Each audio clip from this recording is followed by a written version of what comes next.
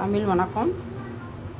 பொன்னாங்கண்ணி கீரைப்பா நம்மக்கு அடை செய்ய போகிறோம். பாருங்கள், பொன்னாங்கண்ணி கீரை பாருங்கள், இந்த மாதிரிக்கு க்ளீன் பண்ணி எடுத்து வச்சுக்கிட்டோம். இதே மாதிரி க்ளீன் பண்ணிவிட்டு பாருங்கள், பொடிசாக கட் பண்ணி வச்சுருக்கோம். இந்த பொன்னாங்கண்ணியை பொடிசாக கட் பண்ணிட்டோம். ஒரு வெங்காயம் கட் பண்ணி வச்சுருக்கோம்.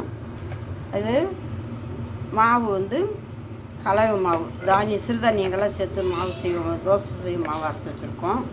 அதில் பாருங்கள், இப்போ கொஞ்சமாக மஞ்சத்தூள் போட்டுக்கிடுவோம். இந்த அடைக்கு தேவையான அளவு போட்டுக்கிட்டோம். கொஞ்சமாக பெருஞ்சீரகத்தூள் போட்டுக்கிட்டோம். பாருங்கள், கொஞ்சமாக ஜீரகத்தூள் போட்டுக்கிட்டோம்.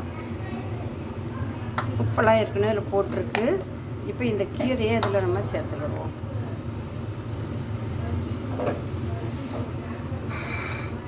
சேர்த்துக்கிட்டோம். இப்போ இந்த வெங்காயமும் இதெல்லாம் சேர்த்துக்கிடுவோம்.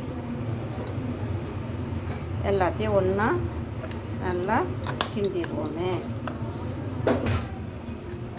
பாருங்கள், நல்லா கிண்டிட்டோம். இது மாதிரி இந்த பதத்துக்கு வந்துடும்.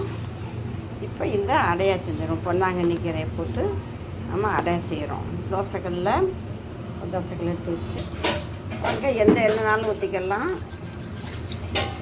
எண்ணெயை நல்லா தோசைக்கல்ல நல்லா தடவிட்டு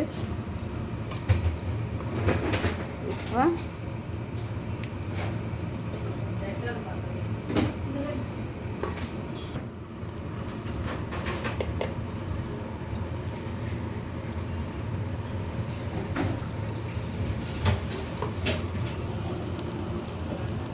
நல்லெண்ணெய் போட்டுக்கிட்டா ரொம்ப நல்லாயிருக்கும். நல்லெண்ணெயும் நெய்யை போட்டுக்கலாம். நம்ம இப்போ நல்லெண்ணெய் போட்டுக்கிட்டோம்.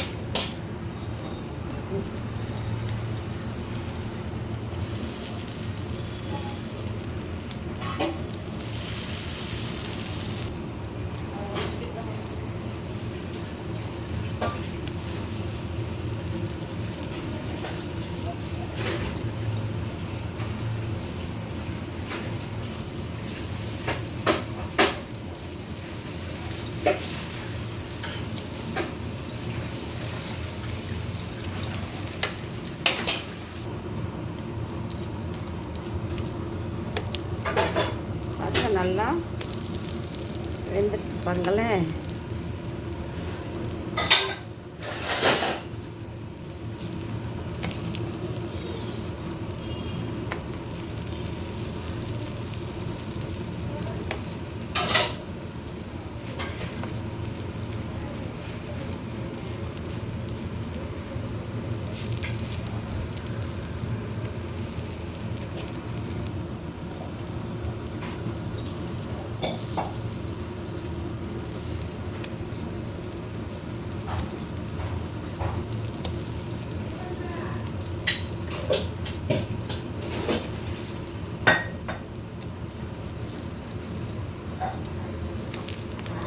பாருங்கப்பா, அடை சூப்பராக இருக்குது.